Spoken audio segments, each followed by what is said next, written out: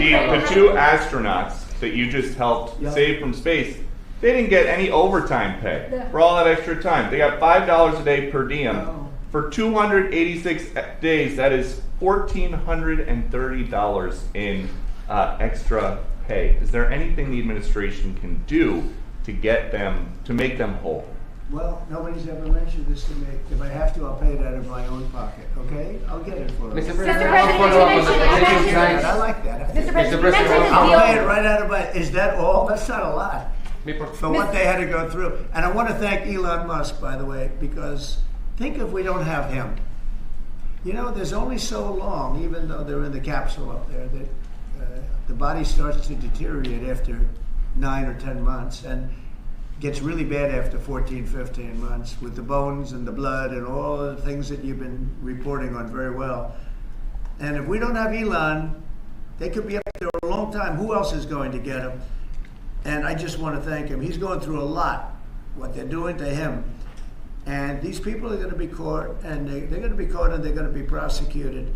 And from what they tell me, I see this just by watching your programs and reading the news, but from what they tell me, they could get 20 years in jail, and they'll get it. I'll tell you, there's going to be no leniency, and there'll be no pardons.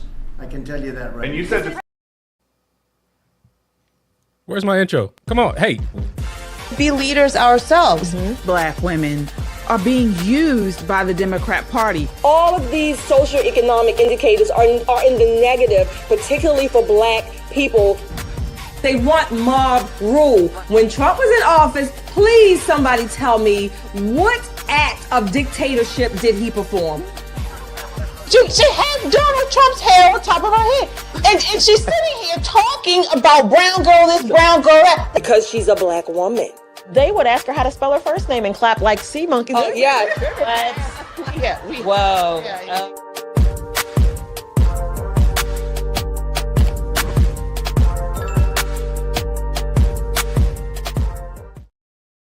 What up, what up, what up? It's Monday, and it is time for Pop in Politics. You might notice my voice is a little deeper than KJ's. Filling in for KJ tonight. I'm Giovanni, hosting, a.k.a. Logic from Just the Guys podcast as well. Tonight, I have Nicole Bennett. Say what's up, Nicole. Hey, fam. And say what's up, Shelly E. Hi, everybody. And, of course, on Monday nights, we have Tyrone Keys from Soldiers of Finance. Say what's up, soldiers. What's up, soldiers? There we go. Before we dive in, go ahead and do me a favor, hit that thumbs up and subscribe right now. We're on YouTube and Rumble, and a day later you can podcast the shows on Apple Podcasts and Spotify. Shout out to our production team that really makes that happen. Also, shout out to the chat. We love our chat, joining in on the conversation. We shout out all our super chats, and it's the best way to get your voice heard and in the conversation.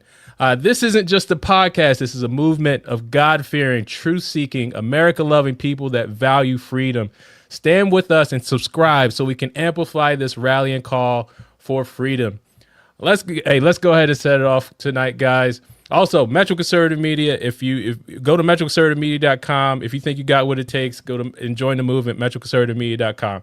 All right, guys, in the opening clip, we showed the President Trump making a magnanimous offer to pay overtime for the stranded astronauts. But this kind of stuff isn't new for Trump. President Trump, he's refused to take a dime from his $400,000 presidential salary, and instead he donates it every year to government agencies, veteran affairs, education, even health and human services. But the media never, ever covers this. Meanwhile, Obama and Biden both took their full salaries, and no one batted an eye. So here's the question. Who really served the country and for the right reasons? I want to start with you, Shelly E. All right, so tell me the question again, Giovanni. Who's really serving the country for the right reason? I mean, you see President Trump, he's not taking a salary, and he's donating his money to these various causes, but yet the left generally celebrates people like Obama and the Bidens who've gotten rich while in government, taking their full salary. So who's really serving the country and serving it for the right reasons? Okay, of course, I'm going to be biased and say President Trump. However, let me clarify this. I think everybody needs to be paid for the work that they do. So, I mean, if he wants to donate it, that's fine. So if he were to take his salary, that would not be wrong. So either way, but he is donating it. And I guess, Elon is a billionaire. He's not taking a salary as far as I understand from DOGE or any work that he's doing anyway. But across the board, people should be paid for whatever work they do. If you did the work, you get paid. That's what you earn. That's what you get. But the motivations behind him taking a salary or not taking a salary, this is what matters. Not just the motivations, because motivations can come and go with any of us, but what he's actually doing.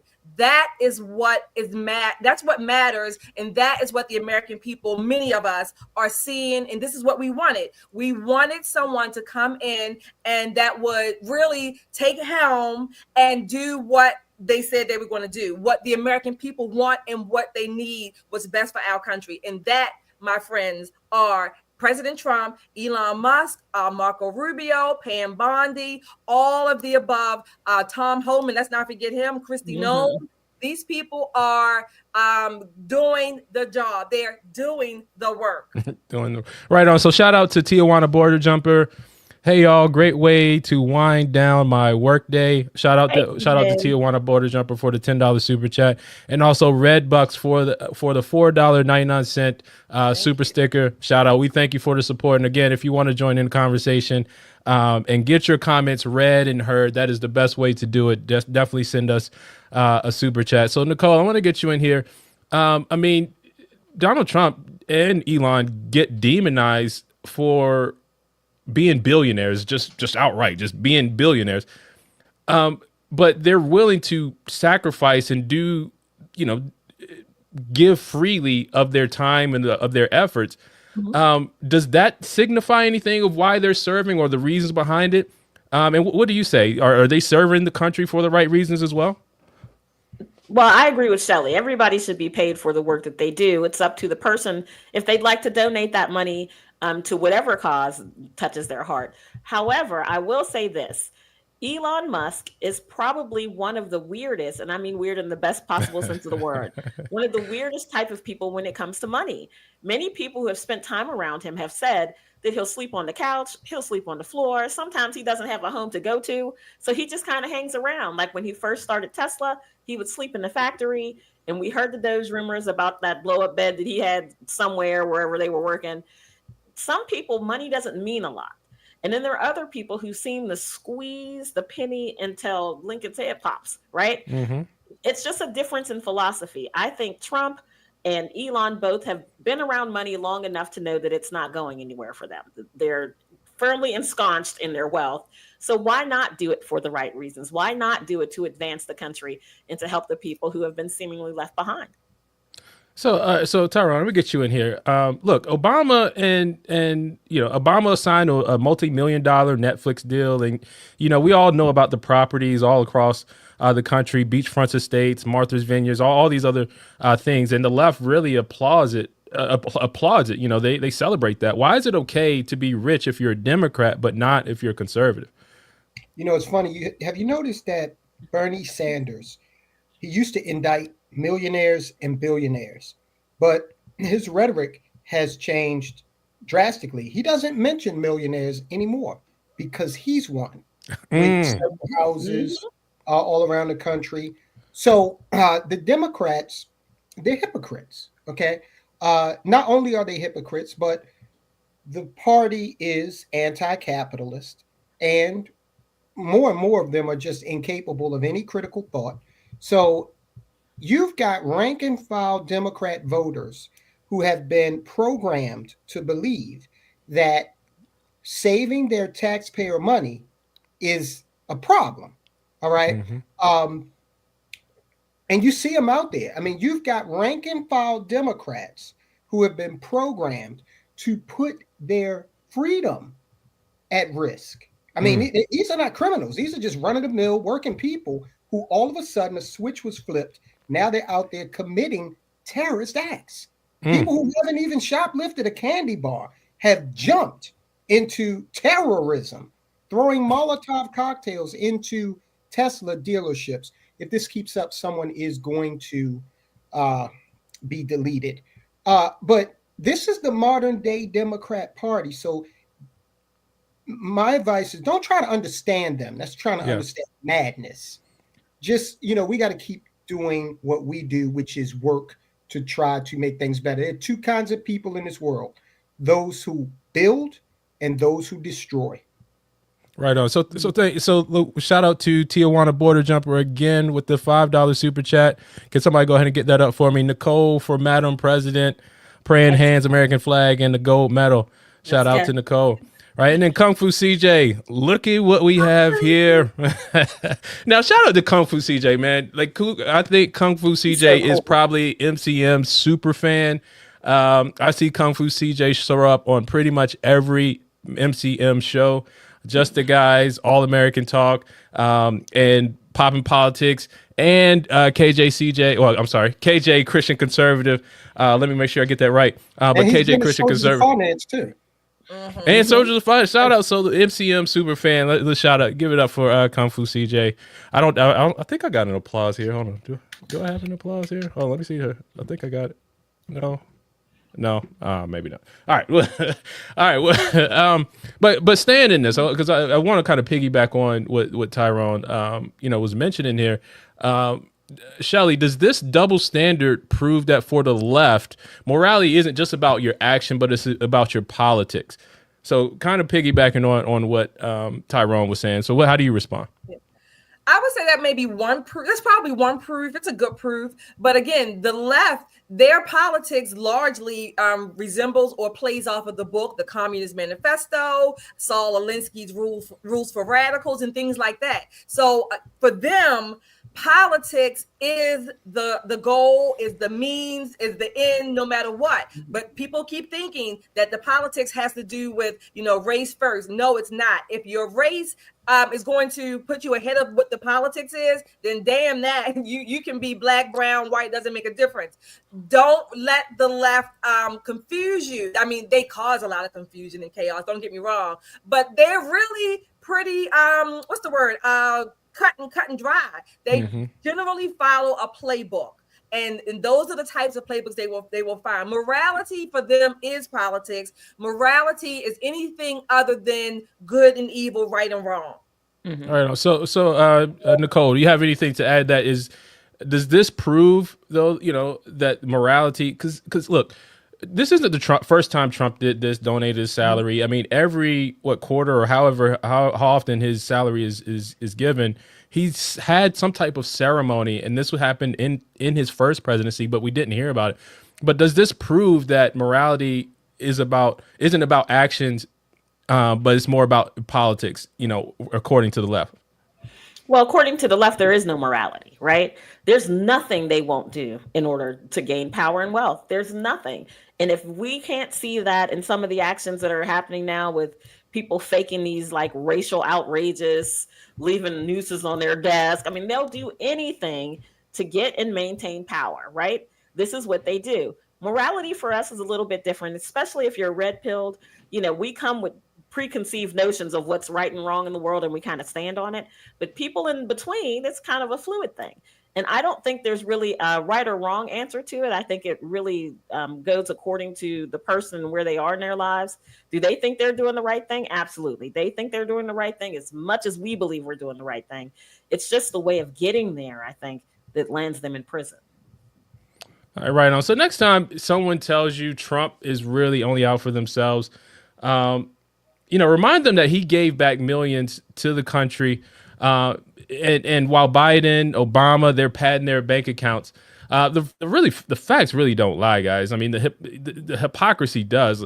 So guys, tell us what you think, right? Drop a super chat, drop a comment. We want to hear from you. Do you think, I think we all know, do you think the left is being hypocritical when they're accusing Trump of not caring, or saying that he's out for himself? Or do you think there's some legitimacy to that he's only out for himself, that he's only doing it for his own personal power and gain, the things over here? So drop a comment. We want to hear from you. But guys, merch, check out the merch. We see Nicole, we see Shelly E with the mugs. Hold on, get that bit. Yeah, there we go. With the mugs with the black and white. Also, you can get your shirts. Go to poppinpoliticslive.com and click shop. That's how you can get your merch. And also, I want to send a special shout out to Half Leaf Studios, who produces our merch. And we appreciate everyone for being so patient with him. He is a small business owner, and he's supporting the Poppin' Politics channel and some of the other things that we have going on here. And he had a little hiccup in the production. But again, I'm happy to be supporting a small business. Shout out to Half Leaf Studios. Sorry. Half Leaf. I had it right the first time. I'm thinking of a video game. So I don't know. You guys don't know about the Half-Life video game series because you guys aren't nerds like I am. But it's all good. All right, guys, we're gonna go right here to Maryland because Wes Moore is seem to be making headlines. I think there's this battle right now going on to see who can be the next presidential nominee, and we always knew Wes Moore is one of those people that wanted to use Maryland as a stepping stone to get the presidential office, but. We're going to go ahead and address something that's going on in here. It's affecting pretty much everyone on this chat, but on this panel. But Maryland Governor Wes Moore held a press conference where he claimed to be making tough decisions to address Maryland's $761 million budget shortfall. He emphasized the need for discipline and cutting spending, but they sound good. But here's the kicker. When asked a point-blank question about what he's actually cutting, he couldn't name a single thing. Nothing. So is this leadership or is this more liberal smoke and mirrors? So let's take a look at clip 7. Governor Moore, looking at, obviously you're saying that a lot of things are still part of the negotiations. This is the framework. But if you are confident that there is $500 million more in cuts, can you share with the people at home what exactly the state government is planning to cut? Sure. I would say the agreement includes at least this amount in cuts. He still has to go through all the committees and through each of our chambers, and so these are at least not 500 million. We can provide. Look, I think the best thing to do would be. I know this isn't the end of the discussion. You're going to see in an hour the House's version, and you'll see those cuts. It's a whole list of things. Can you give us an example of one? Vacancy reduction is a great one. All right, guys, thank you all so much. Okay. This seemed to be an example of how many Democrats does it take to screw in a light bulb. But Tyrone, I want to get you in here first. If a governor claims to be cutting spending but can't name a single cut, is he actually doing anything, or is he just trying to sound fiscally responsible?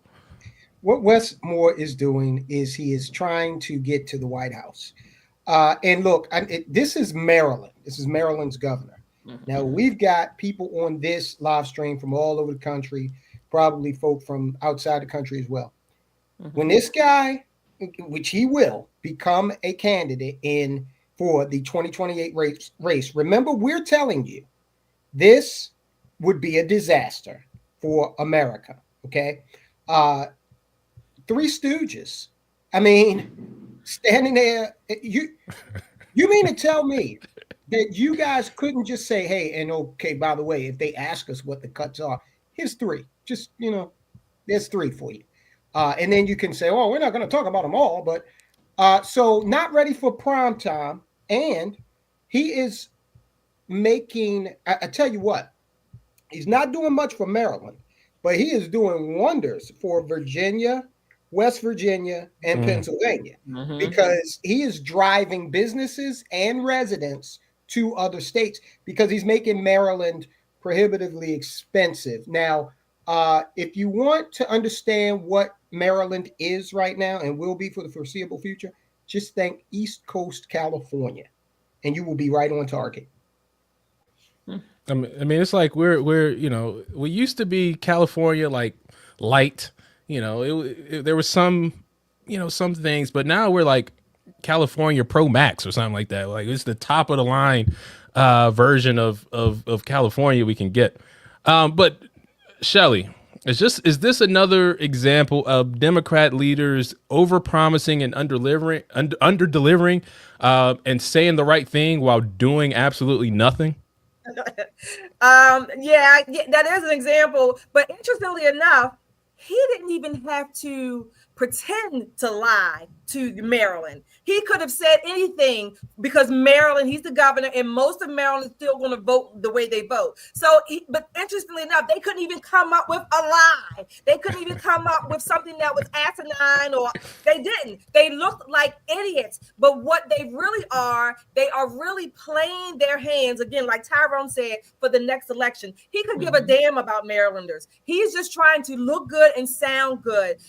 If you vote him into office, America, like he will be a candidate, yes. But if you vote him in, know that you are getting Obama, Kamala Harris, Biden combined, okay? And maybe a little bit of Gavin Newsom. You're getting them combined. And just imagine that as far as your beautiful mind will go, that's what you're going to get. Because Maryland right now, you might see Governor Moore on the national channels, national media, but please know this from Marylanders who are right here. Maryland is being screwed without lubricant, okay? We're being screwed without lubricant, and we have not achieved orgasm.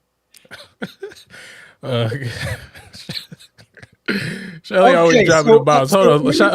Shout out to Kung Fu CJ with the $2 super chat. Looks like they are going to screw you in Maryland. That's exactly. The last three shows had some interesting anecdotes. Absolutely. I'll just say that. Absolutely. So, Nicole, I want to get you in here. This is something. So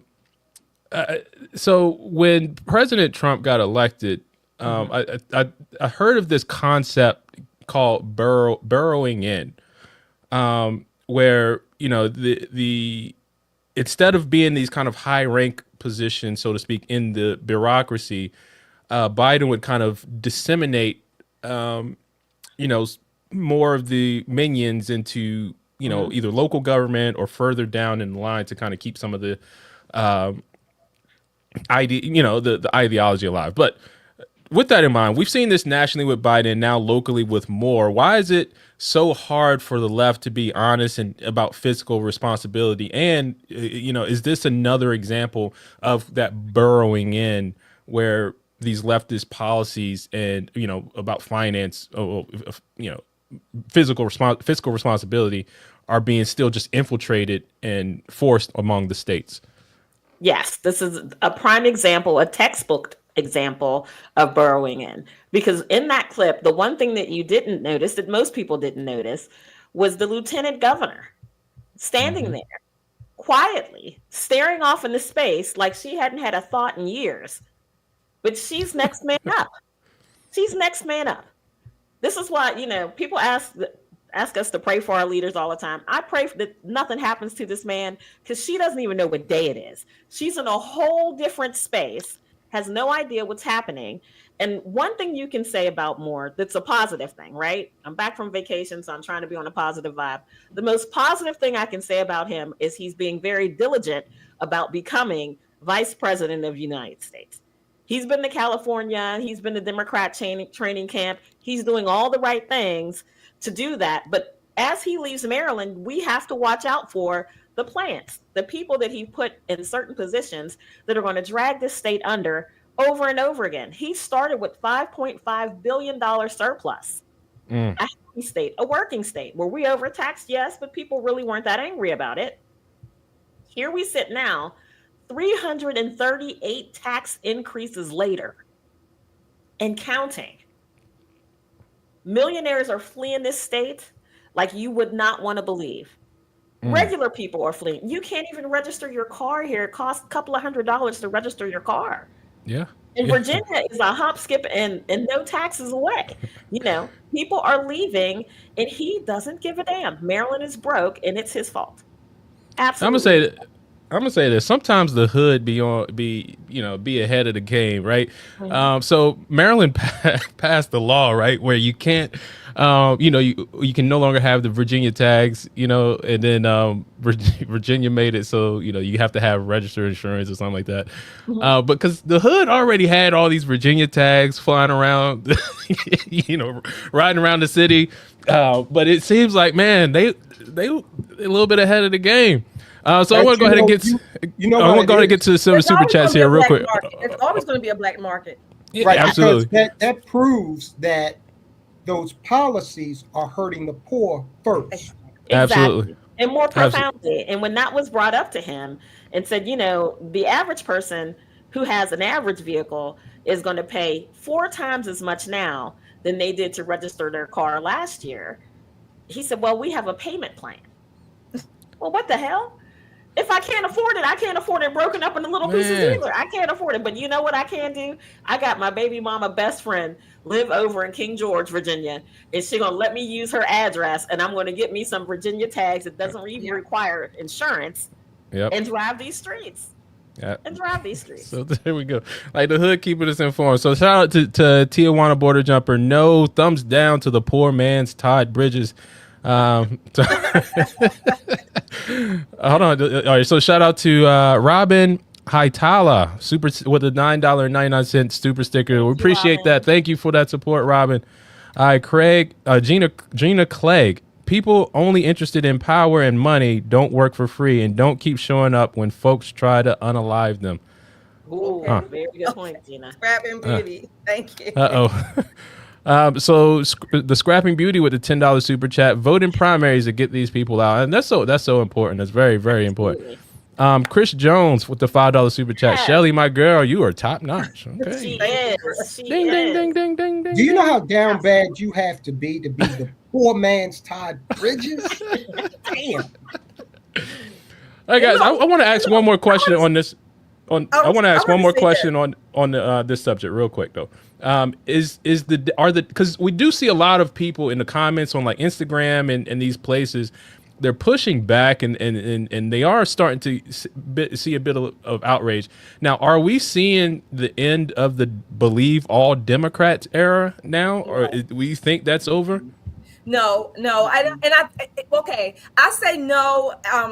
To believe all Democrats. I think people are just becoming a little bit more aware, particularly about the left in general. There are still some old school Democrats and maybe some people who still, subscribe to that, but I think they are becoming more and more aware. Can I make a diversion? I wanted to say this in regards, we're talking about these taxes in Maryland and things like that. Now we're on here, we're on the conservative side, libertarian, if you will, follow the law, things like that. But you know what? I think I'm about this close to the top of the point, at the top of this chain or whatever, this link, to say I totally understand when people want to operate in the black market, because when the policies and all of these laws and regulations become prohibitive and prescriptive to people to live their lives, I'm just about this close to saying, you know what, I totally support it. I know it might be illegal. And again, I'm going to limit it to as long as you are not harming, physically harming and threatening anyone. I'm about this close to totally supporting you, because from an economic perspective and from people having to live a reasonable life, they want to work, they want to do the right thing. But when the people in place make it so prohibitive for them to just live a normal life, then I'm like this. Shelly E is saying it. Yes, I'm not going to tell you to go and break the law. I'm not going to go and say, cheer you on necessarily, but I'm going to say I'm right here from, I'm going to say about 95% support, total support and understanding. Well, look, so I'm gonna say this: the views expressed by Shelly E are not necessarily the views of Poppin' Politics or Metro Conservative Media. What you're saying is a natural economic eventuality. We saw it in prohibition.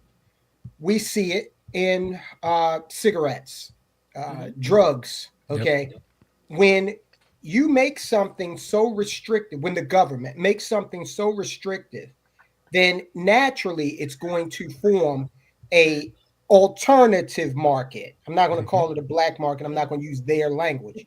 So when you've got wages that have not increased, we're coming off of the Biden administration that had 21% cumulative inflation. You're damn right. People better start learning how to maneuver. And, you know, I come out of West Baltimore, a maneuvering family. Okay. And look, Baltimore Gas and Electric, look at what they're doing. They are, in some cases, tripling bills for retirees and working people. Okay. So look, you leave the citizen no choice. Listen, and isn't that what our country is founded on? Bucking against the system. When the system just got too rowdy with us as a people, we said, "Oh, we don't have this to do. We don't have this to do." Apparently, while I was gone, they had a rally at Lawyers Mall to stand up against the taxes and that kind of thing. I think the way that Marylanders voice their displeasure about all of these additional taxes and fees and payment plans and all of that will not only be at the ballot box, but the ways we work around it. The ways we work around it are going to be ingenious. Like, I know, not that I know personally, let me just say that. I know several folk who may or may not have called me to use my Maryland address when Virginia was leveling personal property taxes against all their vehicles and all their things. And I'm like, you don't want this Maryland smoke. These taxes over here, woo. I mean, it's terrible. Then people are like, well, what about Pennsylvania? What about Delaware? Yep. People are always going to find a workaround. We got the millionaires leaving. People are being taxed and legislated into lawlessness. Something has to change. Something has to change. And you might see a difference in voting next time around because we're going to have fewer government employees during the next election. Yes. So that might make a little bit of a difference. Absolutely. So, guys, go ahead and share this broadcast again, because this really isn't just a Maryland thing, right? We're seeing this across the country. Of course, Maryland has taken its playbook from California, so we're seeing this kind of infiltrate. So, guys, you got to take action. And again, share this broadcast, like this broadcast, comment on this broadcast, so we can help amplify the voices of what's going on here. So, a couple super chats we want to get through. A lot of people in San Diego live and register their cars here in Tijuana to bypass the California high cost of living. It's the same sun, air, and just less expensive. Absolutely. So Rico Wright, shout out to Rico, $2 super chat. This is my last $2. That chocolate pudding expensive. Yeah. Shout out to Kung Fu CJ, who's also a member. Shout out to Kung Fu, who's a member of the Freedom Seekers Club. I have been teaching people how to operate in the gray for 15 years. So shout out to you there. Way to go. I would not understand. Well, I guess I would if our side we get to the point where we chastise people for actually just trying to live when the same system that we tell them to follow has made it prohibitive for them to do so. What are they supposed to do? And again, I'm not talking about going out and criminalizing against people I'm not talking about that. I'm talking about just your basic living. What are they supposed to do? Absolutely. We should note, again, you and I have said this in the air many times, there is no evidence that Joe Biden was, involved in any wrongdoing. Of course, I want to note that there is no evidence that Joe Biden or Hunter Biden has done anything wrong. I just want to reiterate. And let's be clear for the viewers. There is no evidence Biden did anything wrong. Governor, you got a second? Literally talking to the president right now to specifically answer the question of what we can do for you and your daughter. Can I hear it? Can I hear your talk? Because I don't believe it. This is why independent media is so important. Thanks to people like you, patriots who love America and stand for truth, we're making a difference. Together, we've turned them off, called them out for their lies and propaganda, and held them accountable for their disdain for God-fearing, freedom-loving Americans like us. But we can't stop here. It's time to take action with our dollars. Let's make 2025 the year we double down on our commitment to values-driven choices. Vote with your dollars. Support Made in America. Back companies that honor our families, faith, and country. We found an exciting way to make this switch, and we want you to join us. Check out www.popandswitch.com and click yes, I want to make the switch. It's that easy. It's time to walk away from corporations like BlackRock and Vanguard that undermine our principles. Let's invest in America. Let's support businesses that share our love for this country. You don't have to take on everything at once, but you can start here. Join us in making this one small yet powerful step. Visit www.popandswitch.com. Click the link and schedule a call with our team to learn how you can make the switch. Together, we can create real change. What's up, guys? This is Giovanni, co-founder of Metro Conservative Media. We are the definitive home for the urban conservative. You think you got what it takes? Go to metroconservativemedia.com and click join the movement now.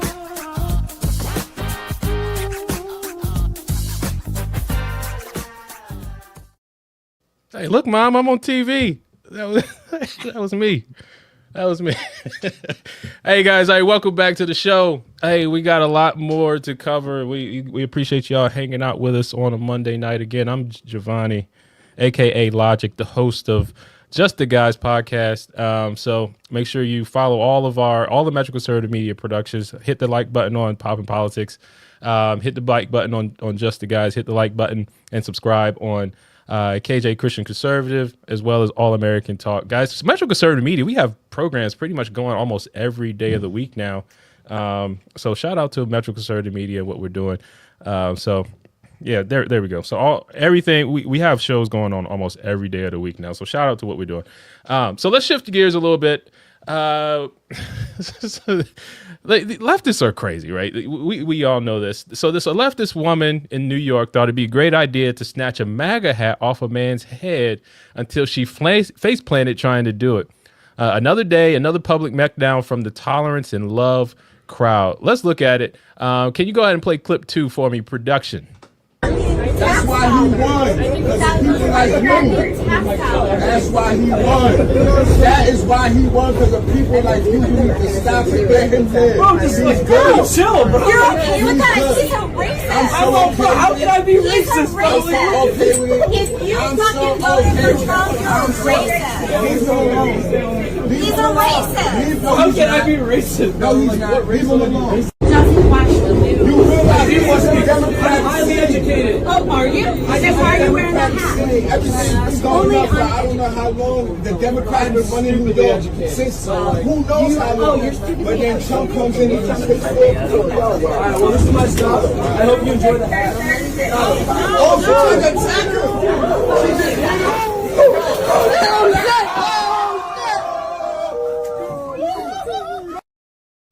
Man, you gotta laugh at that.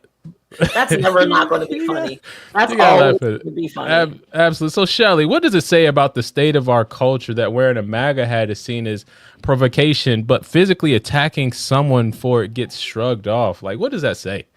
It says, in due time, karma will feel like concrete. And that's where she landed her big ass. I'm glad. I mean, I don't understand why people think they have the right to just put their hands on someone. I wanted him to just clock her. But you know what? He handled it much better than I would have. You cannot make this up. You could not have, screenshot. I mean, whatever, mark that or whatever. It just happened and it was so natural. I like the guy who came up and just ran and took a picture and didn't even help her. All right, so Nicole, what gives these people this sense of entitlement that they can just walk up to someone and rip a hat off their heads? Like, what? Didn't we used to have codes against this type of behavior? Like, what's going on? Yeah, but that's before everybody started getting a participation trophy, right? So now everybody thinks they're in charge of everybody else's emotions and feelings and what you can wear and what you can say and the way you're supposed to look when you say it. And none of that's true. The fantasy, the bubble has been burst. Thank God for November 5th of last year. Changed everything about American culture. We're back, baby. We're back in a way that says, put your hands on me. I don't have to slap you out because you're an older lady, a lady of some age. I'm not going to touch you, but karma's going to do its thing. Watch you bounce your fat ass down this railway. It's going to be all over the internet. You're going to be embarrassed. And maybe you'll think again before you reach out to hurt someone else just because they disagree with you. So shout out to Kung Fu CJ with the $2 super chat with the laughing emoji. Shelly E, funny. There we go. So Tyrone, does this kind of unhinged reaction to a red hat prove that Trump still lives rent free in the heads of the left? Oh, he's the ultimate real estate guru. He's got, like you said, a whole bunch of rent-free space out there. But think about how metaphorical that whole episode was. You've got the white liberal woman telling the black man who's in the background what racism is. Okay? You've got the white liberal woman castigating the white man. And then you have the white liberal woman falling flat on her face, just like the Democrat Party has been doing since November 5th, really. Okay, and definitely since January 20th. So like I said, you know what? Keep it up. Keep doing what you're doing, Democrats, because you become an ally right now. You become a serious ally. Right on, right. So shout out to the super chats. I had one from Rico Wright. GL Shelley gonna keep you busy with the disclaimers. Yeah. You're right. So Gio's me. And shout out to Chadwick Reason Frazier. It is crazy again that we have a group of women today that feel that they can just say anything or put their hands on men. Absolutely crazy. You're right, and that kind of goes into this next question. Is this a symptom of deeper cultural decay where disagreement now justifies violence in the eyes of the left? How do you respond to that, Nicole? Listen, there are some, I don't think it's just a left or right thing. I think it's a man and woman thing. I think there are some women who buy into this philosophy. I can say or do whatever I want to a man, and culturally, he better not touch me. Because all I'm going to do is cry. When the cops come, they're going to arrest him, and there'll be this backlash. How dare this man put his hand on these women? You know, we don't live in those times anymore. I've got 19 nephews, and they know we don't strike women first. But if a woman hurts you, you have the divine right to defend yourself. Absolutely. I'm not putting not near a nephew on the ground behind somebody's crazy daughter who never was taught to keep her hands to herself. And that is a valuable lesson. Parents teach your daughters that boys, and especially bigger boys, we call them men, are people too. And if you hurt them, they will hurt you back. And that's a valuable lesson that a lot of leftists still don't understand. They don't get it. So go ahead, Shelley. Go ahead, Shelley. In honor of Women's History Month, I do have to say this. I totally agree with Nicole. I am all for, you don't hit someone unless you expect to be hit back, whether it's male, female, or vice versa. But I do want to say to that comment and to the overall thought that men do hit women, and men have been hitting women since the beginning of time as well. I'm not saying that, I'm not making excuses for that. That's just a fact as well, too. So, it goes both ways. Women should definitely not do it, and neither should men. So I don't want it to be left there that we're only taking up, for the men. But men hit women, and they have the so as well. Both are wrong. Listen, I am for equal rights and lefts. Okay, everybody, keep your hands to yourself, and people aren't going to have to freak out with you. They're not. No one's going to crash out. Look who it is! It's Karen. Hello, can you hear me? No. Yes, we can hear you. Oh. Hey guys. I didn't think I was gonna make it, but I did. So 42 minutes late. Bonnie, you're doing a great job. I want to just be a guest tonight. And you gonna let me keep the job? I mean, for tonight, not. I mean, for tonight. Yeah, I just want to be a panelist. Okay, so let me get you in here. I mean, you pretty much laid out the show. So, but I said this a couple of days ago, KJ, that I do think there's a love of outrage now. There's this just love for outrage. There's this love for hate. So do you think this is a symptom of deeper cultural decay where disagreement now justifies violence in the eyes of the left? Yeah, definitely. I think, for one, we've become a much more violent culture, a violent community, a violent country. And so one reason why is because there's no accountability. And you have this mindset on the left where they shouldn't be accountable. They're owed restorative justice. They're owed some type of pass because of skin color, because of your economic status. And so when you have that type of personality behind you with that thinking, then you think you can do these types of things, and there should be no accountability. There should be no justice taken out on you because of it. And it's really on the left. It's really on the left. It's being sort of grown and nurtured on the left. And I hope it's something we can do about it, because it's getting out of hand. So one thing you could do is share this podcast, share it with a friend, share it with a leftist, share it with someone that just, that you don't agree with on a regular basis. Maybe they'll find some common ground with someone on the panel. So I think we had a couple of super chats. Go ahead and get them up for me.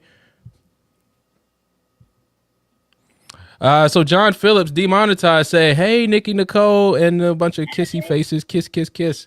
All right, what else we got? So Tijuana Border Jumper with the $5 super chat. I come from the generation you keep your hands to yourself. We need to bring those days back. There's a lot of people that think older times are gone. But I think there's a difference between older times and fundamentals. And we're losing a lot of fundamentals. And shout out to Kung Fu CJ, who was also a Freedom Seekers, a member of the Freedom Seekers Club. So $2 super chat. Nicole, 100% agree there. So guys, make sure you hit the like button. You can also super chat to get your comments read. But again, we love the comments. We love the chat, and keep them coming. So now, so one unhinged leftist to another. If you thought someone attacking over a hat was wild, wait till you hear what Congressman Jamaal Bowman said on live TV. Yeah, this is the same guy who pulled the fire alarm at the Capitol, and now he went on live TV to call Elon Musk a thief and a Nazi. And no evidence, no logic, just straight up slander. Musk is now firing back, and so he's actually launching a lawsuit. So let's get into it. Where's the line of free speech and defamation, and why does the left keep getting away with this? So go ahead in production. Go ahead and play clip number 6. That's not true, and this shows again the American people do not trust Elon Musk, and Elon Musk is incompetent in his position. And how do we know? Because they fired tens of thousands of people. It was challenged in court. The court said the people have to go back, and now the people are coming back. He's incompetent. He's a thief. He's a Nazi, and people don't trust him. Period. Let me just. Now, before we get into the discussion, because we had a bit of breaking news from today. In Austin, Texas, people found bombs in a Tesla showroom.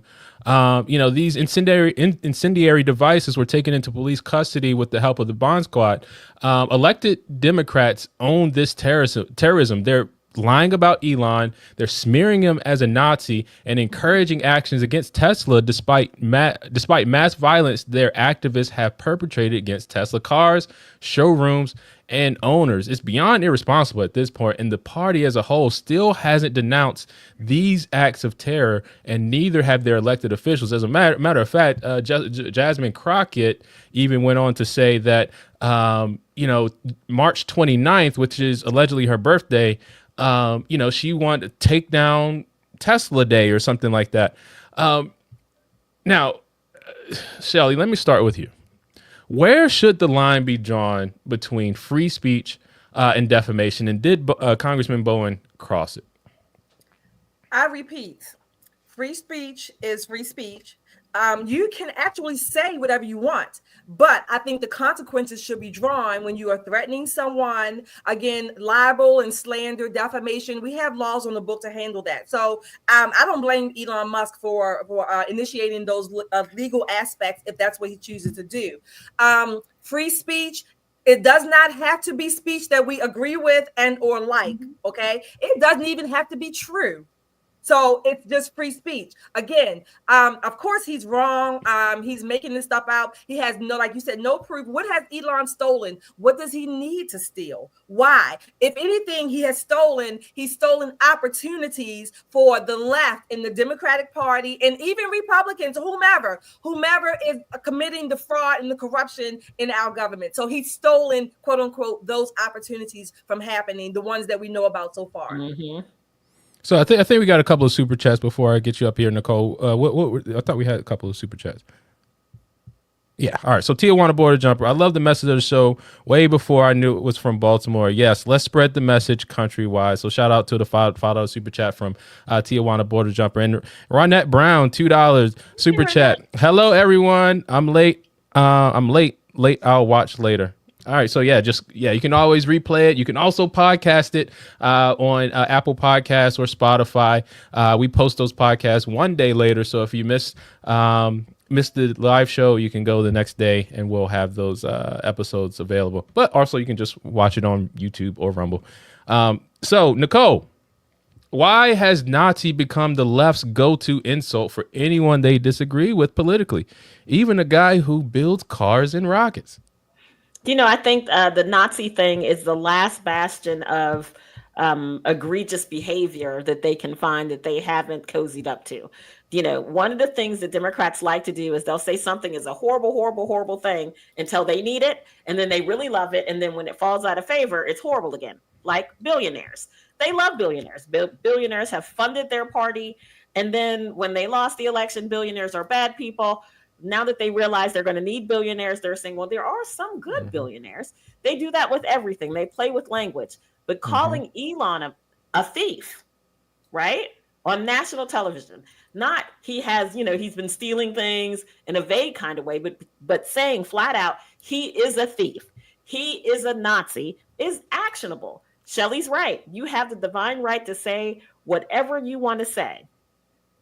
The repercussions and the consequences are going to be fierce because Elon has nothing but money and time. And whether or not he wins that lawsuit, this dude's going to be renting his drawers from him for a very, very, very long time. So KJ, I want to get you in here because this is, we saw them talk about January 6ers and how Trump's speech incited violence, but yet these guys are calling Musk, Nazi. They're calling them these things that over time, we're not even talking about the Trump's assassination attempts anymore, right?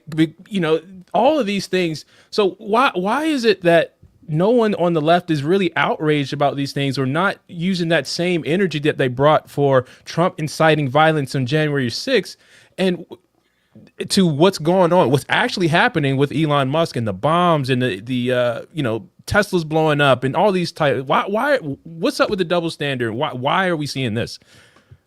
Yeah. First off, I want to say this is disgusting what they're doing to Elon Musk. This is disgusting what they're doing to him. And I hope and pray that he files the defamation lawsuit and he strips Bowman of everything, including his underwear. Okay, that's number one, because I believe it is defamation. It is defamation. And it's hard to prove because he's a public figure, and that raises the bar, in proving defamation. But I really hope he does and teaches these people a lesson. And they're hypocrites, Giovanni. They're hypocrites. They're not out to seek the truth like many of us are. They are out for power and control, and they will get it by any means necessary, even if it means opening up our border so they can bring in a bunch of illegals to flood the country and hopefully turn them into Democrat borders. Even if it means flooding the country with fentanyl and killing our babies and causing all kinds of degrees of substance abuse and addiction. And even if it means riling up mentally insane people by fear mongering, by calling President Trump a dictator and lying and saying that Elon Musk is a thief and a liar. Do you understand? Some people who are waiting for their Social Security checks, who live by, they're not doing well, elderly people, and they hear you saying that this man is really out here trying to steal from us.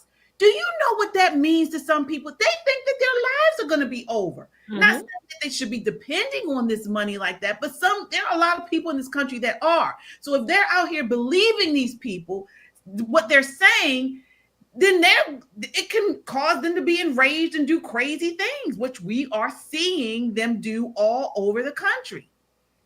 So KJ, do you think this is another example of, you're pointing your finger at, but you got the three fingers pointing back at you? Like, should should we have this level of outrage with the left instead of, what Elon Musk is doing? Yeah, I think we should have an outrage with the left. They're doing it. Elon Musk is helping us. He's trying to uncover waste and fraud. They've said multiple times that he's not going to touch Social Security, Medicare, unless there's some type of fraudulent actions that are happening and taking place. And that'll actually help people, because the more fraud you uncover, that money is put to where it's supposed to go. But this stuff, that they're lying on this man. They're lying on Trump. They're lying on him. And it's so bad because everyone is involved with it. It's a systemic abuse of this. So this is dangerous. This is dangerous. And I really hope he lays down the law and takes them to court. And I hope he uses his money to keep him tied up in court for as long as possible. Absolutely. So Tyrone, I want to get you in here real quick. Why does the left despise Elon Musk so much? Is it because he bought X and exposed their censorship games? Well, that's part of it, but this latest invective toward him has everything to do with the disruption of their money laundering scheme. Is nothing, nothing more grandiose than that. This is how you go to Congress, you play the game, you go in with, $9,000 in the bank, and 4 years later, you're a multimillionaire. That was being done through the auspices of organizations like USAID, funneling money back to these politicians. So that's what they're mad about. That's what this entire reaction is about. And it's so irrational that this is the actual quote from Jasmine Crockett. Quote, "All I want to see on my birthday is for Elon to be taken down," unquote. Not to be outdone, Chuck Schumer, quote, "We have people going to the Republican districts and going after these Republicans who are voting for this and forcing them to either change their vote or face the consequences," unquote. Now, these are dog whistles, to their inflamed base, all right? Now, we did a video today. I want to speak to people who may be predilected toward going out there and committing a terrorist act. Watch the Soldiers of Finance upload from today, where we have a man who served decades in America's toughest federal prisons. And he will detail to you what it's like to be on the inside. Remember, Pam Bondi's giving away even between 5 and 20 years. So if you want to throw away your life and then literally be put in a lion's den for the next 2 decades, listen to Chuck Schumer and Jasmine Crockett. They're going to be nowhere to be found when they hit you with that sentence. Exactly. And it will happen. So, I wouldn't do it. Exactly. And you're right, Tyrone. The people who are going to get caught up are going to be the ones who, again, already, I'm going to say the lower echelons, maybe lower middle class or whatever. They're going to be the ones suffering with the legal fees, maybe the prison time, things like that. So again, the party that claims to protect and want to help its people, so to speak, or its followers, is the same party that will pulverize them. And then they're going to take their little happy asses and go on their merry ways. So again, it's the same vicious cycle that the left, the Democratic Party, the progressive side, by and large, keeps purporting. Absolutely. Shout out to our super chatters. Let me get John Phillips up here. He says, "I'll drop it again. Hey, Nikki, Nicole, kiss, kiss, kiss, hashtag haters." And then Rico, right, with the $2 super chat, the Dems are using fear to control the weak minds. And that's absolutely right. But I agree with Elon. At some point, you have to say enough is enough. And another thing, I've been reading Art of the Deal. If you're in my circle, I've been telling everybody I've been reading that book. And it's probably like my 3rd time reading it now in this past couple of weeks. But one thing, Elon is hanging out with Trump. And Trump's been the same guy since as far as we can remember. And what Trump says to do with people who treat you unfairly and treat you badly, he tells you that he's going to go after them.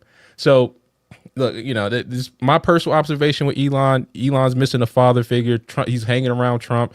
Trump is like a father figure to Elon for whatever that may be. And I think he's getting a lot of these kind of life lessons from Trump as he knows how to deal with it at this point. So we're going to see what these lawsuits bring. And Elon has enough money of his own to fight back.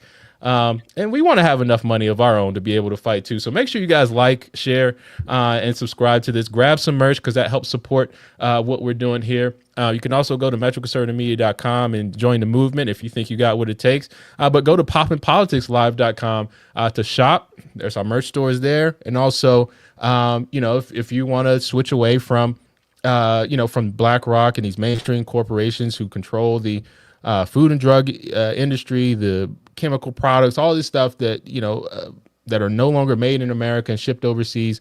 We want to support local. Go to Pop and Switch. It's popandswitch.com. So let's go ahead and shift gears. You guys kind of alluded to it a little bit earlier. A race hoax. Another race hoax is happening. Some Jussie Smollett 2.0. In another shocking twist, it turns out so-called hate crime involving a noose at a Pennsylvania government office was staged. And guess what? The person behind it, in celebration of Women's History Month, was a black woman named LaTarsha Brown, who placed the noose on her own desk. Let's look. Side note right here. This is why they got to remove names from resumes, because LaTarsha Brown, no offense, I think I would put her on the bottom of the pile. That's just me. Sorry, but let's break this down. Go ahead and play clip 10. Good afternoon, everybody. Captain Melkovitz, Criminal Investigations Division. On January 10, 2025, at approximately 7:11 a.m., Allentown City employee LaTarsha Brown arrived at her office on the third floor of City Hall. At approximately 7:38 a.m., Ms. Brown notified the Allentown Police Department that she discovered what she believed to be a noose on her desk upon arriving at work. Officers assigned to the Community Outreach Unit, Crime Scene Identification Unit, and Criminal Investigations Unit responded, initiating a criminal investigation to identify the individual responsible for placing the noose on Ms. Brown's desk. During the investigation, video surveillance and building access control records were reviewed to identify city employees present on the third floor of City Hall between the time Ms. Brown left for work on the afternoon of January 9, 2025, and her arrival on the morning of January 10th. Those employees were interviewed. Each was asked if they would provide a buccal swab for DNA testing if needed. Every employee agreed, except for Ms. Brown. Initially cooperative, Ms. Brown later requested that the investigation be discontinued. The noose was submitted to the Pennsylvania State Police Crime Lab for DNA testing on January 14, 2025. On January 24, 2025, a search warrant was approved by the Lehigh County District Attorney's Office for Ms. Brown's DNA, and a DNA sample was obtained that same day. On January 27, 2025, Ms. Brown's buccal swab was submitted to the Bethlehem Regional Crime Lab of the Pennsylvania State Police for comparison with DNA profiles recovered from the noose. On March 10, 2025, the Forensic DNA Division of the Pennsylvania State Police issued a written report indicating that Ms. Brown's DNA matched the DNA profile obtained from the swabs of both the outer surface and inner knotted portion of the noose after it was taken apart. So, KJ, I want to go to you first, right? Why are we seeing more and more of these staged hate crimes, and why are they always treated as real until proven otherwise? Because this whole idea of race and, white people hate black people are oppressed. We are living in a very racialized society, a racist society. This is what the left continues to push. And so when these race hoaxes come up, they're happy. They're like, oh, yes, we got one. Now we can really push this on all the mainstream media. Oh, because what they're saying isn't true. It's not true. The data doesn't support it.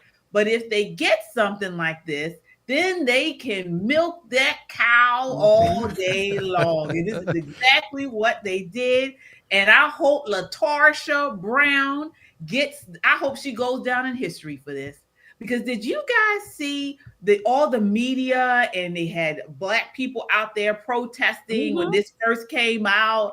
You know, they were, oh, this is wrong, and we got to get them, and this is a racist nation, and it was a lie. It was a lie. And I laughed so hard at this. I laughed so hard when the man said, he said, and we asked her for a DNA sample, and she said no. Everybody gave the DNA sample except for LaTarsha Brown.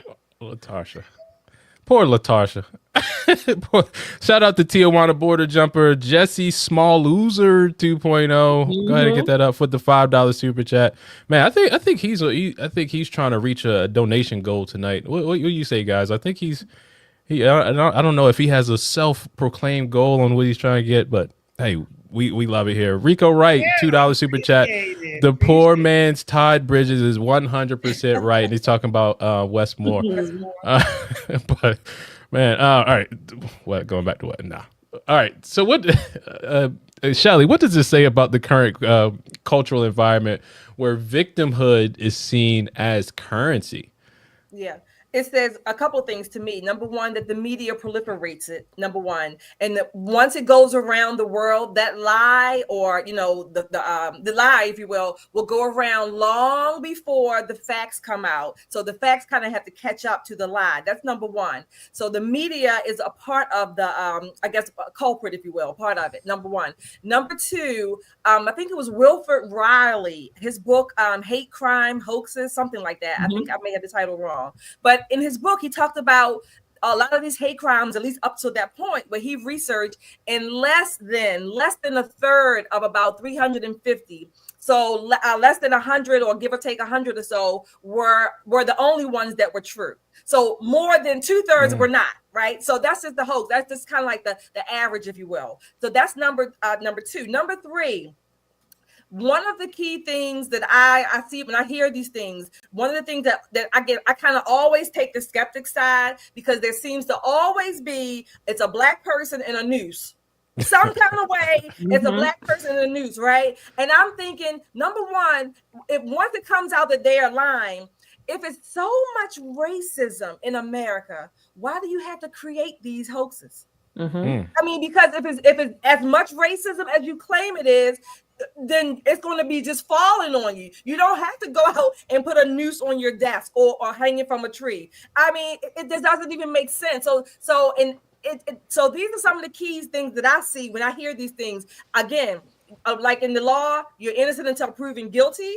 This is just the opposite. I say these people are guilty until proven innocent, because 9 times out of 10, they have created this situation themselves. Great. So, Nicole, has the left made identity politics so powerful now that the people are manufacturing oppression to feel relevant? People have been manufacturing rage and oppression for a very long time because it's lucrative, right? She goes out to Home Depot, buys herself some heavy rope, and stages this whole thing.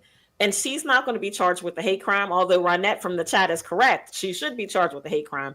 She's not going to have to pay back all the money the state of Pennsylvania has invested in doing swabs for everybody, DNA testing, extra security. She's not paying any of that. She'll get the slap on the wrist. We'll make fun of her a couple weeks on the internet, and then she goes right back on to her LaTarsha. I hope I'm saying that right. Her happy life, right? The problem that we're going to have is if we don't stop as a race, if we don't stop this, we'll be the boy who cried wolf. So when it really does happen, when something really does happen, no one's going to believe us, because this whole hoax of systematic racism in the prove it, I'm going to stage a hate crime myself, is foolishness. It's abject foolishness. So Tyrone, let me get you real quick. These a couple of questions from left field. Number one, if you saw this resume, are you putting it in the trash or the bottom of the pile?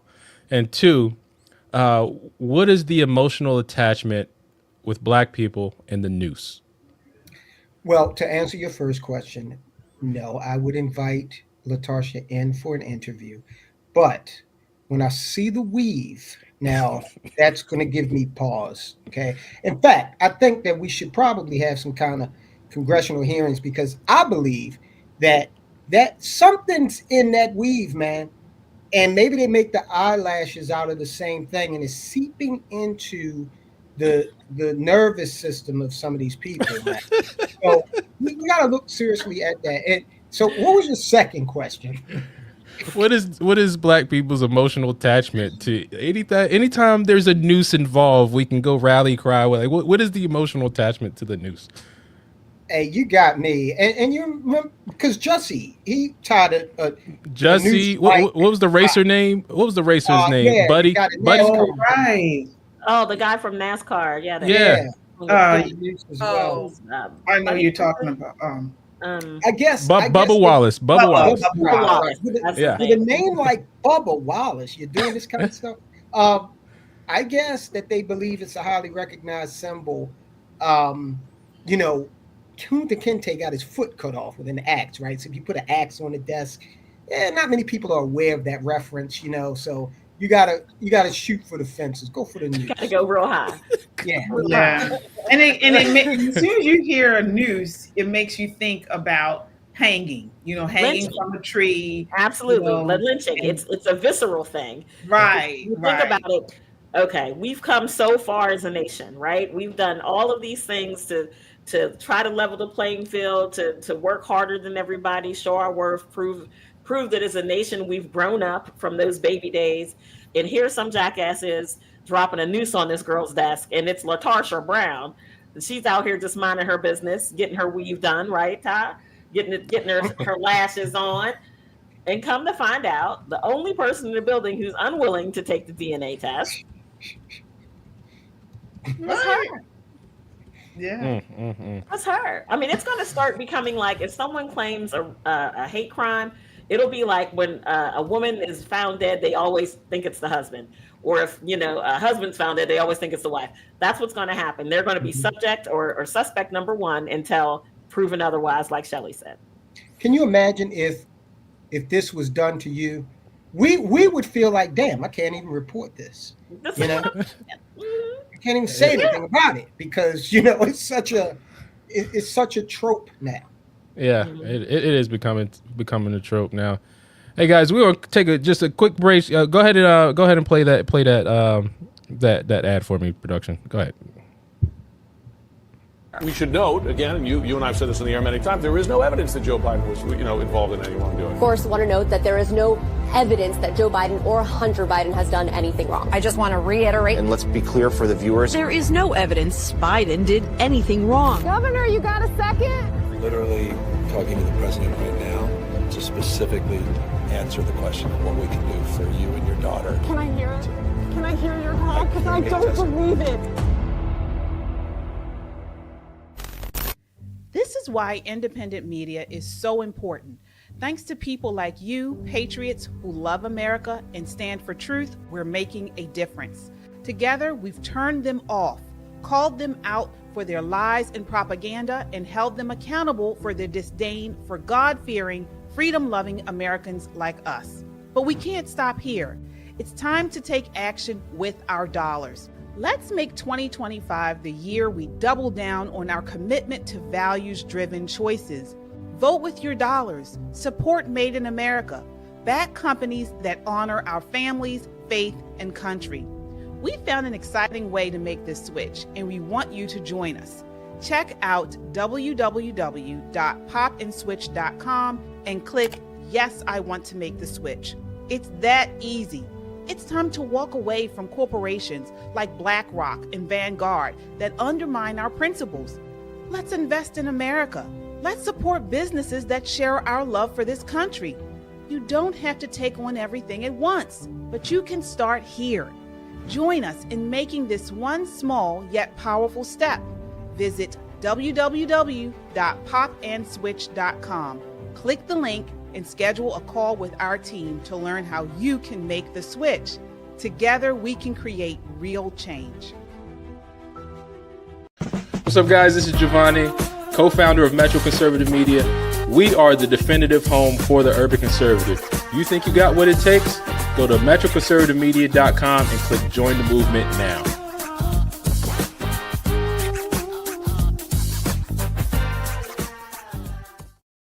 Hey guys, welcome back. We got a little bit more for you, and thank you guys for hanging out with us on this Monday night.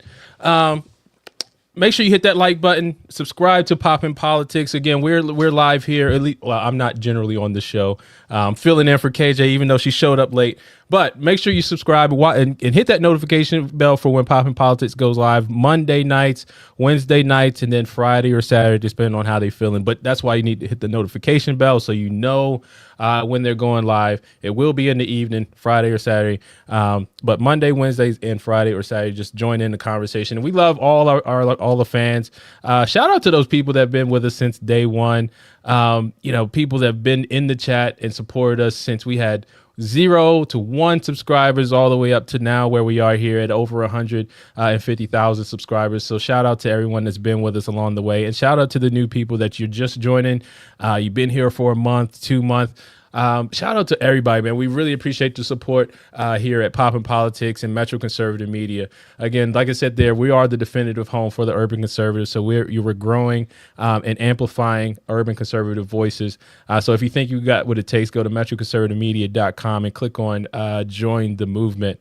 All right, so guys, Van Jones. He seems to be saying the quiet part out loud. Are people like Van Jones finally realizing the cancel culture and identity politics are driving moderates and independents away?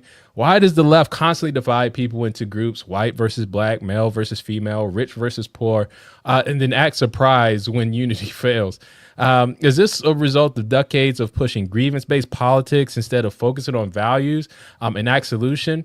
Or can the left walk back this narrative now, or have they gone too far with their all blank people are bad rhetoric?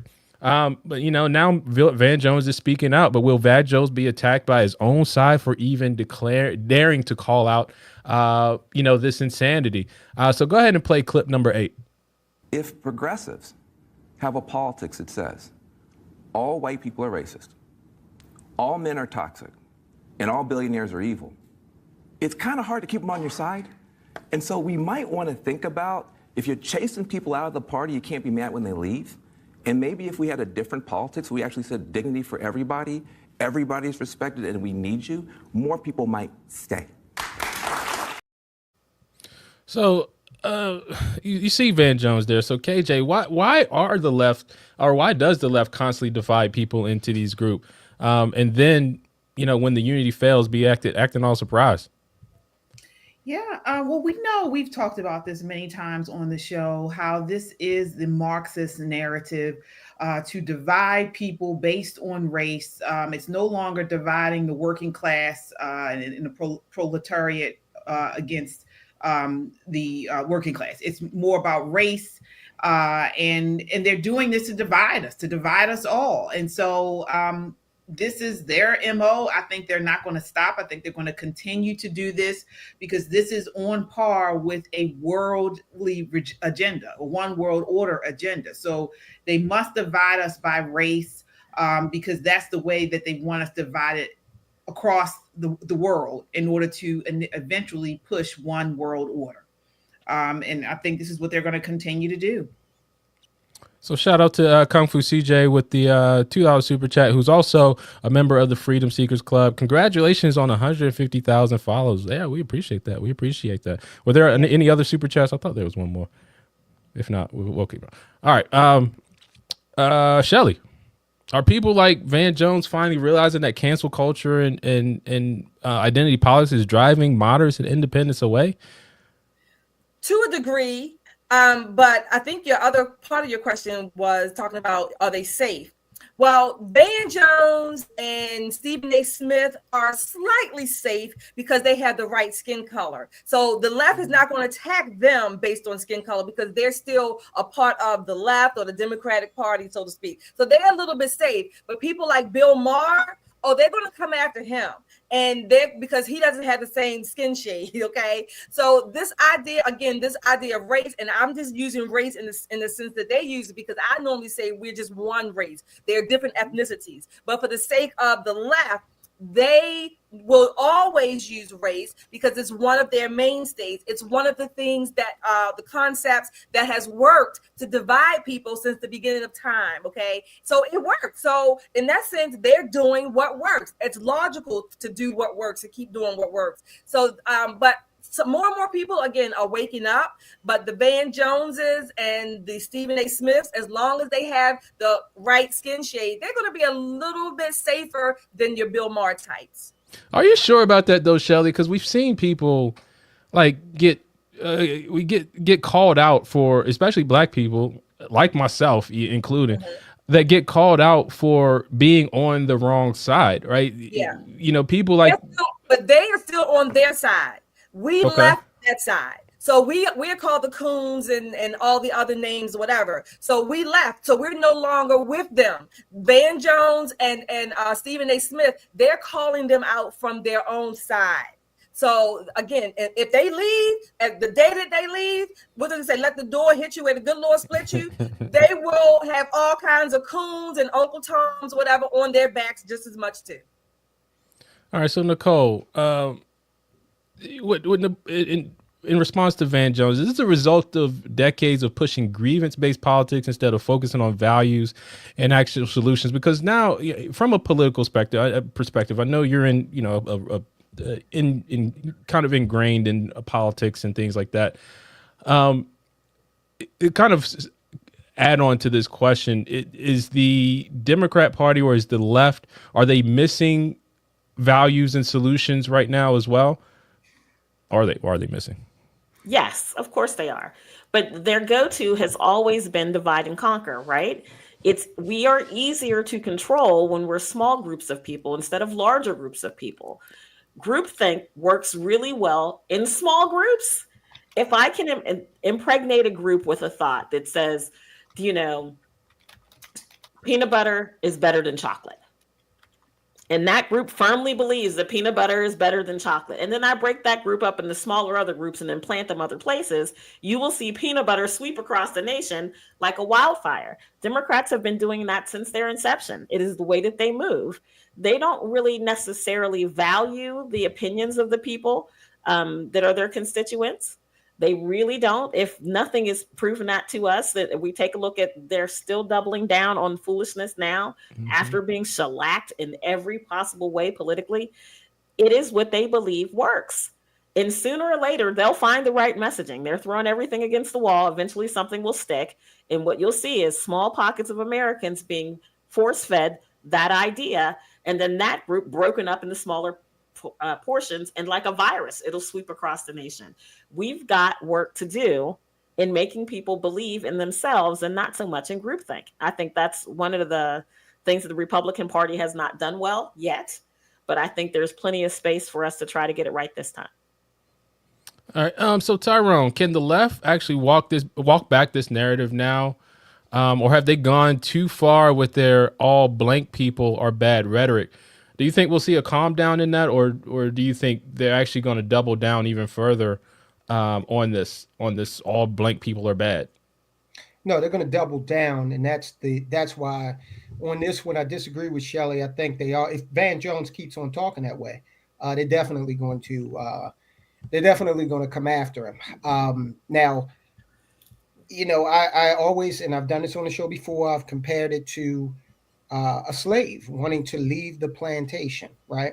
And even if that slave he might not want to leave, but if he shows, if he betrays maybe the idea in others' heads that he's not with it anymore, then there will be consequences, especially when the Democrat Party has subservient black men like Michael Steele, who are slavishly devoted to, he calls himself a Republican, this guy, running around, boss, this is what he reminds me of, like a Stephen Fetchit type guy. So as long as they've got that, that's the safe black guy. That's who they're comfortable with. And they're not going to be comfortable with a Van Jones who, and look, my personal feeling on Van Jones is not smug. So he already doesn't fit a lot of the liberal archetypes, right? He's not smug. He is a critical thinker. He cries a little too much for me to be a grown man, but whatever. We all have our, failings. But yeah, they'll come after him, and Stephen A. Smith, they'll let him do his thing because he's always riding that fence. You got to be careful when you ride the fence. You might sit on that post. But Stephen A. Smith, that's what he does, so they're comfortable with that. But yeah, they got their eye on Van Jones. Yeah. You I think Van Jones is a true believer. There's some like Jasmine Crockett, Bowman, Jamaal Bowman, some of them where this is all just theater. They're Marxists and they're trying to manipulate the populace for the most part. But I think Van Jones he leans more towards an old school liberal. He's definitely on the left, but he really cares about the country. He wants the country to thrive. Remember those days when you could have disagreed with the left, but you knew and understood that we all wanted this America to thrive. We all wanted everybody to get along. We just had different. We disagreed on how we were going to get there. Now the left is not like that. These Jasmine Crockett, they really want our country in chaos to implode on itself, so then they can usher in a new world order. I don't think Van Jones is one of those. So let me ask KJ, because just to kind of not necessarily push back, but these infiltrative movements like communism, Marxism, they know there's stepping stones to achieve their goals. And part of the initial stepping stone is to get some level of baby adoption, some level of, belief that this particular solution is the right one.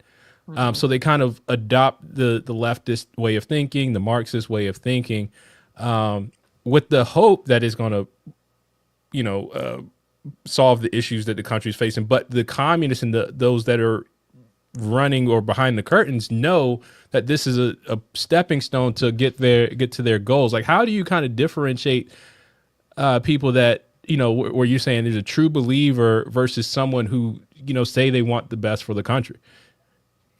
I think there are some that aren't behind the curtain, really. I think these are the grassroots people, people that they truly believe in that some of these ideas, Medicare for all, tax the rich. There are some, I think, that actually believe in this stuff, and I think there's a separation between them and the ones behind the curtain who are using them to actually push forward their grand plan, which is total chaos and destruction. And I think, like I said, I think Van Jones is one of the ones. I don't think he's behind the curtain. I think he's just leftist, a old Democrat who believes in peace and love, and he just but he still wants America to thrive. See, I see Van Jones a little bit different because I watched some of his election day coverage on election day, and there was no warm, fuzzy, Birkenstock wearing peace and love dude. He was spitting just as much vitriol as everybody else on that set. But I do agree with you, KJ. He's not yet powerful enough or well regarded enough to be on the thought maker side. He's definitely on the talking point side. Right. Mm-hmm. So politics, there are two different sets of people who are the thought leaders who do all the thinking and say, this is a good talking point. This is good messaging. And then there are your foot soldiers who go out and deliver the message. Right. Mm-hmm. He's definitely on the foot soldier side. He does have softer tendencies. What Tyrone was saying is right. He does, emote a lot. He's a crier.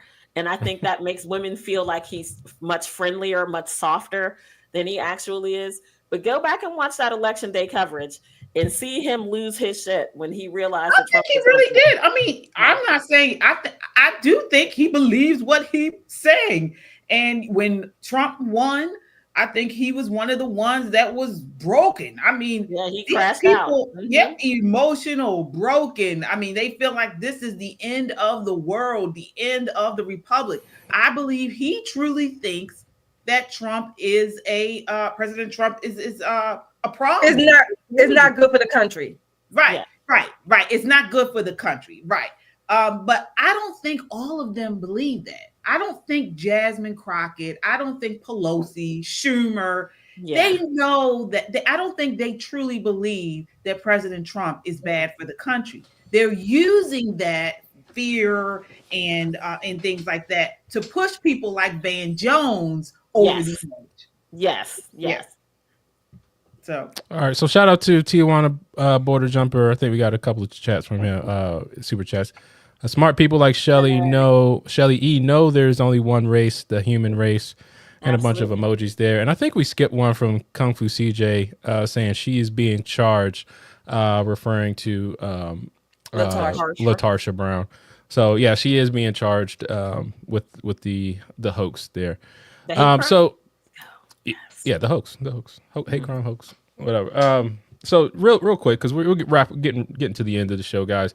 But I want to get with this because she's become a fan favorite, nowadays. But recently, during a subcommittee hearing on the Department of Government Efficiency, DOGE, Representative Jasmine Crockett addressed Musk's absence with a notably informal invitation. So go ahead and play clip 4. You were involved in a hearing with Elon Musk about condoms. Right? Do you remember this whole? It wasn't with Elon. Elon, if you're watching, come through, boo, because you haven't shown up to the DOGE subcommittee yet. Right. So I just want to get a response from each of you. Shelly E, go ahead. Embarrassing.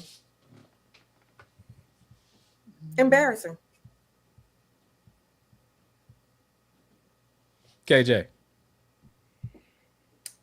Unprofessional. I just want to say really quickly, I had a situation with my son, and in school, he and a friend were playing around, and they were using, slang, kind of vernacular, which they generally use amongst themselves in the classroom.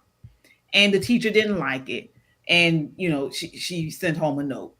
This is what people like Jasmine Crockett do or are doing now in front of everyone, every day, all day. She is looking and she sounds so unprofessional. She's ghetto. She sounds like a hood rat. That's not country. That's not a Midwestern, vernacular. This is just poor English. This is just total ghetto hood talk. And it's and like Shelly said, it's embarrassing. It's unprofessional. She's a poor example of our leaders, of a woman, a professional woman. And she quite honestly, she makes me sick. Sick. That's what I have to say. All right, Nicole. I agree with all of that, KJ. But she's the reason. People who act like that performatively, she's the reason why House of Representative members for 2 years, because they have to go back home from whence they came and answer for this behavior. Now, she represents South Dallas, Oak Cliff, some of those areas. It's although she doesn't live there, she lives in Houston, behind the gate with the other well-educated people, right? But this is her shtick. This is her thing. And she thinks it's going to make her popular. And the more people report on how absolutely trashy she's behaving, there's got to be a line. There's got to be a line with some of these voters that says, I don't know if I want that to represent me in the people's house. I don't know if this is what I really want to do. Definitely cringy. So, Tyrone, when you see someone invite you with the nails and the lashes and the I don't know how to do the movements. She say, are you showing up for when she says to a government meeting, come through, boo? How do you respond to that? Right. She doesn't even realize she's just not taken seriously at all by Elon Musk. And she's also not taken seriously by her own party.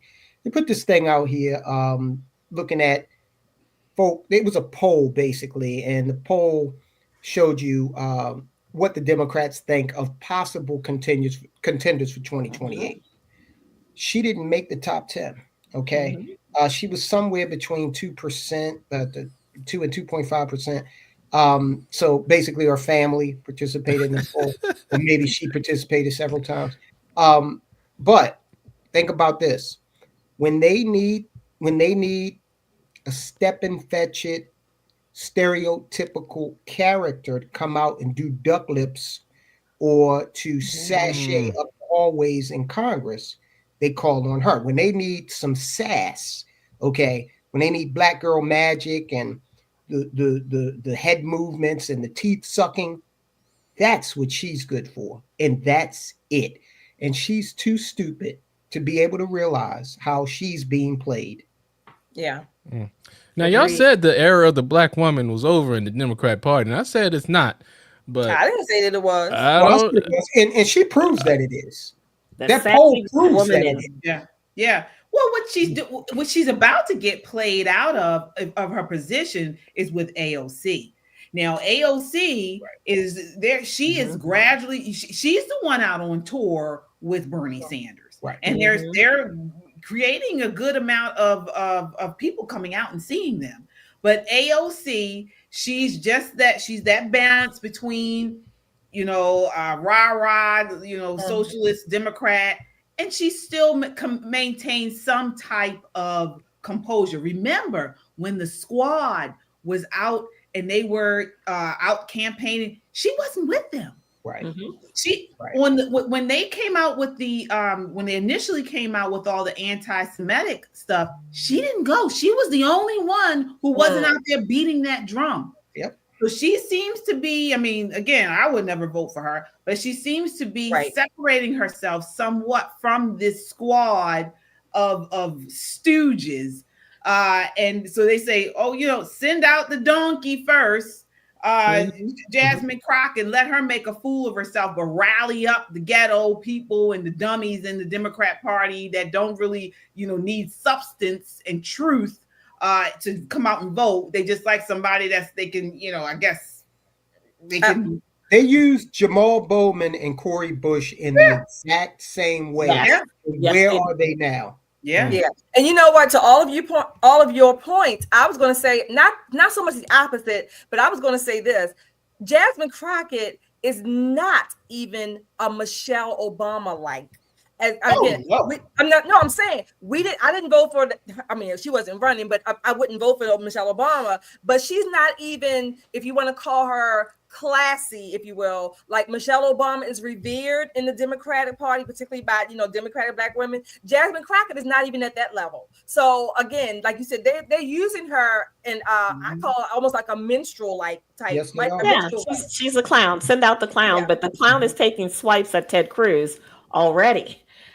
She said something on a local, I think it was local Houston Fox affiliate, where people just have to keep punching. And someone brought up Ted Cruz's name, and she was like, well, you can't punch him. You got to hit him over the head real hard. Right. And so, people are using that to say that she's inciting violence and all that kind of thing. But what it tells me is where her thought process is politically. She would like probably to run for that Senate seat. Maybe she thinks she has what it takes eventually to knock Ted off. The other thing about her is if you go back and you listen to interviews she gave before she got into Congress and shortly after, she was not like this. So she's being directed. Someone told her this is a good idea, and she's just running with it. Okay. She's betraying the fact that she actually has educationally quite the pedigree. All right. Very exclusive schooling all the way through. And for her to do this also shows you what she really thinks about the black community. Okay. Because folks, it's playing well for a certain demographic. White women love it. White liberal women. I don't know. I mean, when you go onto these blogs like the Shade Room, Jasmine Brand, they love her. They love her. So I don't know. I mean, and one question I would have for you all: where is the intelligent black woman in the Democrat Party? I mean, you mentioned Michelle Obama. Now, for all we say about her, she's a smart woman. But where's her counterpart? I can't think of any. I'm going to tell you. I'll answer that now. I believe that Ayanna Pressley is intelligent. Now, the problem with people like Ayanna Pressley and the Attorney General of New York, LaTarsha James. LaTarsha James. Mm-hmm. They allow their emotions to override their intelligence. But look, let's not. All these people aren't stupid. Presley and James are intelligent women. You can tell by their diction, okay, in their word choice. They're intelligent, but for whatever reason, they cannot get their emotions out of the way when they're doing whatever it is they're doing. James comes off like an absolute maniac. Have you seen her when she's going, we're going to take down Trump? I mean, this woman is damn near foaming at the mouth. And it's like, this is distasteful. You got to get this is some Mussolini type stuff. TDS on full display. Yes. So shout out to Tijuana Border Jumper with the $5 super chat. Jasmine Crockett of wants to promote that distasteful stereotype. But to the where the black women, I'm gonna respond to this and then we're gonna wrap up. When I was growing up, like I was one of the smart kids, and if you do say so yourself. No, well, I mean, my GPA proved it and all that other stuff. But when one thing though that was kind of demonized about me was that you're misrepresenting black people because you're smart, right? And we in our internal chat the other day we shared that Michelle Obama's thesis paper, where it kind of goes into some of that where you want to stay with your group and you don't ever want to appear to be too smart to alienate your group. So when you ask the question, where are the smart black women in the Democrat Party? Well, I mean, they no longer become Democrats because when they're smart, they move away or get alienated and ostracized and pushed away when they're expressing their intelligence, right? So there has to be some level of connection as identified in the Obama thesis paper with their community. So they pull it back, right? So in order to identify with their own community, they just maintain this level of ignorance, so to speak, to fit in. But that's my little response to that. I think we had a super chat, one more super chat here. Tijuana Border Jumper. I don't know what your goal was tonight, brother, but thank you for hitting that goal. As Tijuana Border Jumper says, as vulgar as Monique is, she is more classy than Jasmine, and that's plunger in the toilet. Agreed. So guys, we're wrapping up for tonight. I'm about to turn it over to KJ, but I want to first say thank you guys for allowing me to host tonight. KJ just sprung this on me today. But luckily she told me all the words to say, so I didn't do that. I don't think I did that bad of a job. But great job. But I do want to say this in light of this episode, just don't forget.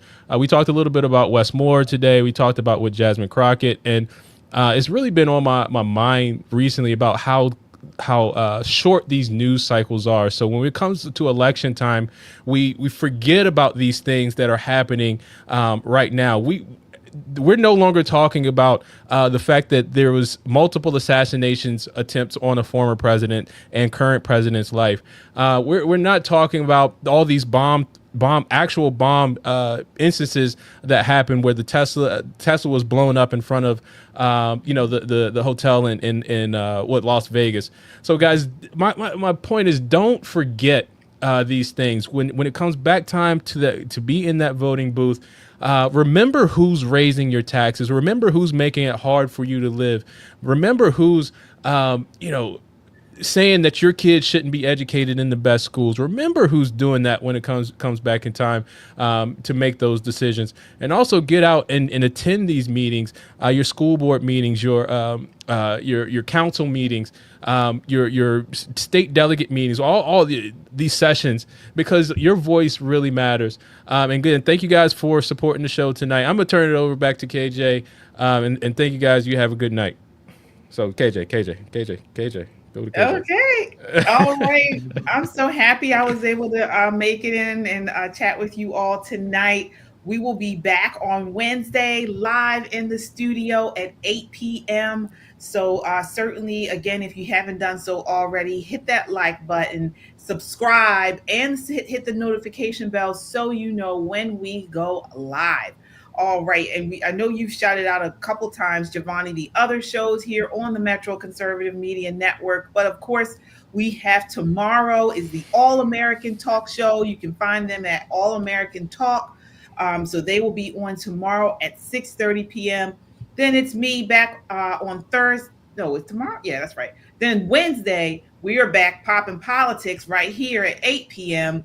And then I'm back on Thursday at KJ Christian Conservative on the YouTube channel there. And then Saturday, you can catch Just the Guys podcast at Just the Guys podcast for your male-centered conservative talk. So it's all right here for you all. We certainly appreciate you guys connecting with us. And until next time, count your blessings and live a life of purpose. Good night.